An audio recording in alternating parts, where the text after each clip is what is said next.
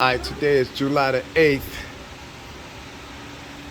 2023, Saturday. Doing a engine swap on a 2009 Dodge Avenger. So as you can see, I already started unplugging the harnesses and stuff. Got the air box out of the way. Still dismantling stuff off of it.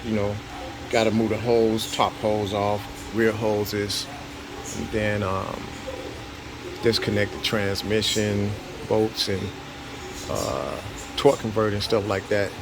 I'm gonna remove this intake out of there so I get the start out, get the wires off of there, and then pull a harness and stuff out of there.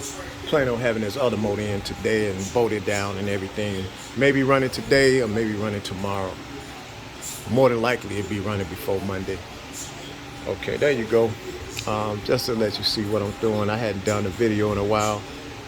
So sometime I still be doing stuff. I just don't do videos. But yeah, I have to do this one.